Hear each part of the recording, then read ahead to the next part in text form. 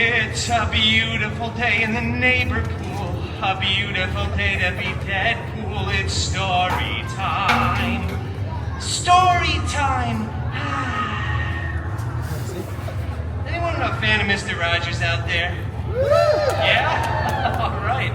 I'm a pretty big fan of Captain America myself. Oh, well, hello there. It's me, Earth's mightiest Deadpool. Are you all ready for story time?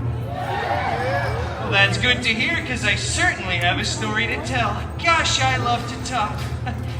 All right.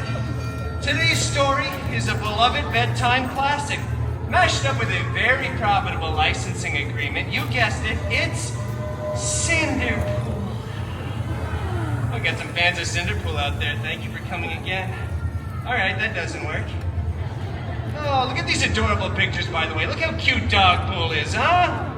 Look at this little Mary Poppins. Oh, got little tiny Mary Poppins in the front row. Oh, it's adorable. Once upon a time. You know what? It just feels wrong when I'm doing it with myself.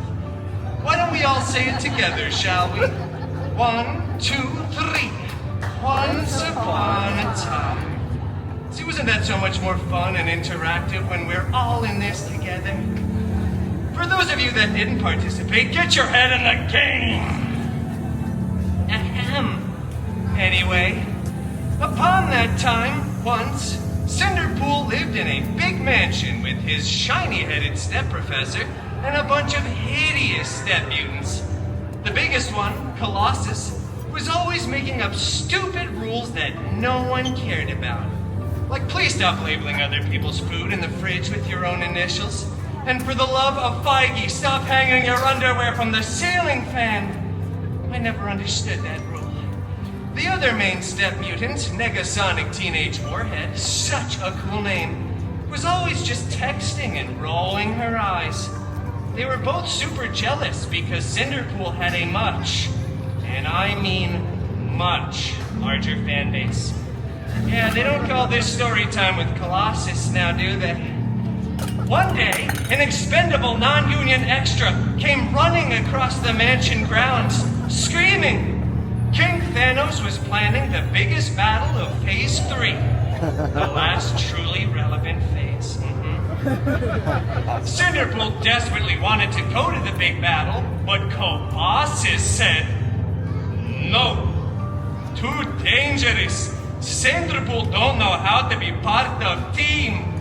And then Colossus ripped up Cinderpool's nicest costume before Negasonic Teenage Warhead, again, such a cool name, made it explode into a million pieces with her mind powers. And then popped her gum. Oh, so Gen Z.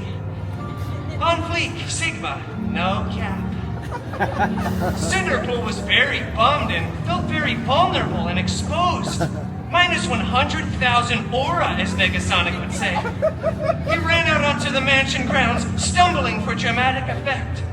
When suddenly, a big, strange, sparkly circle appeared. And from out of that big, strange, sparkly circle walked out Cinderpool's fairy, hairy god mutant, Wolverine! All right, come on, Loki Bear, you have to actually step through the big, strange, sparkly circle. Otherwise, the audience isn't going to know that you're here yet. Yes! Where's your cardigan, by the way? I made you a matching cardigan. I shredded it. Alright, that's not very demure of you. Well, anyway, oh, fairy, hairy, god mutant Wolverine, I desperately want to go to the big battle, but my main step mutants vaporized my costume. Shut up! Growled Wolverine lovingly. What? Well, I don't have a costume. I need to go to the big battle. So get another costume then. And stop writing me any of these stories. Okay. Well, after that very sage and somewhat Australian advice, Cinderpool went up to the wardrobe department to get a freshly laundered costume, and then went to the big battle. Cinderpool missed most of it, though, because he topped for some chimichangas along the way. You know, priorities, this guy gets it. But rest assured, when Cinderpool got there, the Avengers were still winning. Captain America looked so cool and so ruggedly handsome in those pants. And meanwhile, Cinderpool's fairy, hairy god mutant Wolverine was... I'm going to Bim's. Okay, yeah, now that honestly checks out. I don't think we really had the rights to him at that point anyway. Okay, well anyway, as the aliens were finally fleeing away in defeat, Cinderpool saw something on the steps of one of the spaceships. It was a single glove and a camera there. Wow, this glove was so fancy, big and gold with beautiful jewels. I think there were 6 of them, not that that's really relevant information. I wonder who this fits, thought Cinderpool before trying it on. After some clicking, whizzing, and whirring, it adjusted right to Cinderpool's arm. Then, out of nowhere, Iron Man came flying in out of left field screaming, "Take that off! This is my sacrifice to make! I really don't want to be Iron Man until I'm 90! Alright, I would rather be doomed than be Iron Man again, doomed! Don't worry, I'm just as confused as you guys are. And then, other, much less relevant Avengers came running in too, saying things like, "Put that down, that's not a toy, whatever you do, do not snap." So obviously Cinderpool snapped. Oh, Cinderpool snapped a bunch, both physically and mentally. Then the weirdest thing happened. It was probably unrelated to Cinderpool's actions, but half of everyone kept disappearing and then reappearing and then disappearing again and then reappearing again. So many people were crying. Tony said "I love you" like 3,000 times, which is kind of mushy. But eventually everyone did come back. But then the Avengers tackled Cinderpool, ripped off his new favorite glove.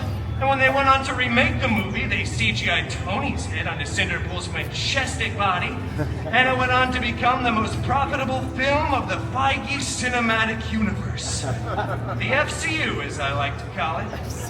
I know, I'm still workshopping that acronym. I feel like there's just one too many letters.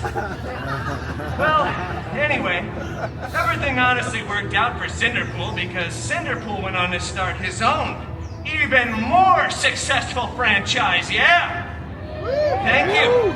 So successful, in fact, that Cinderpool was eventually invited to be part of the Avengers Endgame 2, Electric Boogaloo. In theaters at some point. Well, that's the end. Game, if you will. You see what I did there? It's kind of like a pun. Doesn't really sound like we have many fans of puns out there. I practiced that in the shower all morning. That's all right. You guys are adorable. Well, thank you all for coming to another illustrious story time with your new favorite Disney princess, Deadpool.